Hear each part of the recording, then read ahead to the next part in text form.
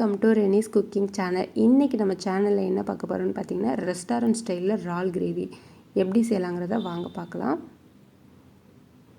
இதுக்காக நான் இன்றைக்கி ஒரு குடமிளகாவை இந்த மாதிரி க்யூபாக கட் பண்ணி எடுத்து வச்சுருக்கேன். பெரிய வெங்காயத்தையும் அதே மாதிரி க்யூபாக கட் பண்ணி எடுத்து வச்சுருக்கேன். ஒரு கடாய் வச்சுக்கோங்க. அதில் 4 டேபிள் ஸ்பூன் அளவுக்கு எண்ணெய் ஊற்றிக்கோங்க. எண்ணெய் கொஞ்சம் அதிகமாகவே சேர்த்துக்கோங்க.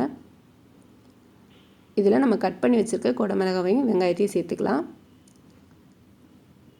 குடமிளகாவோட கலர் சேஞ்ச் ஆகக்கூடாது. வெங்காயம் சாப்பிடும்போது க்ரன்ச்சியாக இருக்கணும்.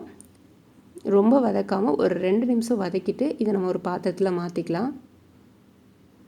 அதே பாத்திரத்தில் ஒரு அரை ஸ்பூன் அளவுக்கு ஜீரகம் சேர்த்துக்கோங்க. 2 பெரிய வெங்காயம் கட் பண்ணி வச்சுருக்கேன், அதையும் சேர்த்துக்கலாம். சேர்த்து நல்லா வதக்கி விடுங்க.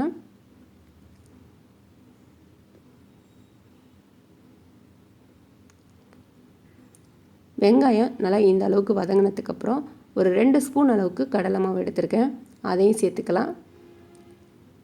சேர்த்து கட்டி இல்லாமல் நல்லா மிக்ஸ் பண்ணி விடுங்க.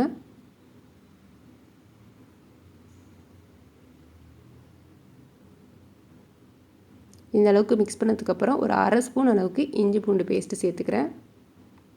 சேர்த்து நல்லா பச்சை வாசனை போகிற அளவுக்கு வதக்கிக்கோங்க.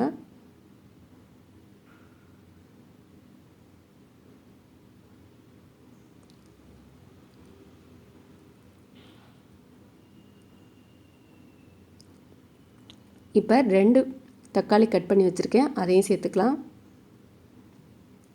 சேர்த்து நல்லா மிக்ஸ் பண்ணி விடுங்க.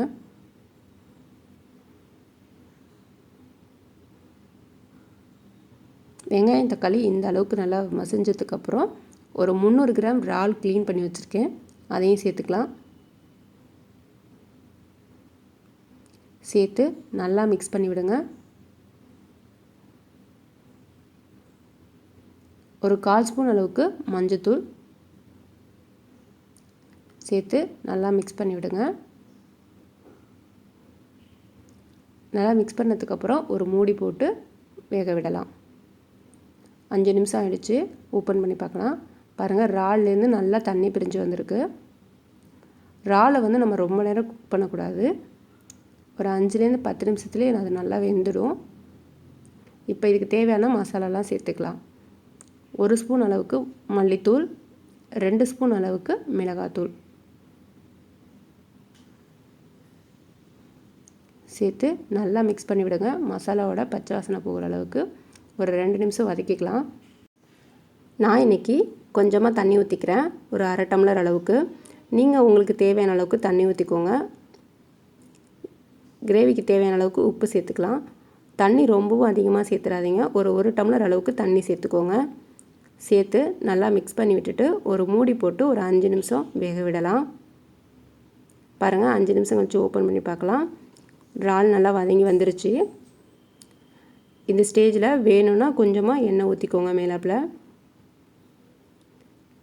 இப்போ நம்ம ஆல்ரெடியே வதக்கி வச்சுருக்க குடமிளகாவையும் வெங்காயத்தையும் சேர்த்துக்கலாம். சேர்த்து ரொம்ப நேரம் வதக்கக்கூடாது. லைட்டாக மிக்ஸ் பண்ணி விடுங்க. மிக்ஸ் பண்ணதுக்கப்புறம் ஒரு அரை ஸ்பூன் அளவுக்கு கரம் மசாலா சேர்த்துக்கோங்க.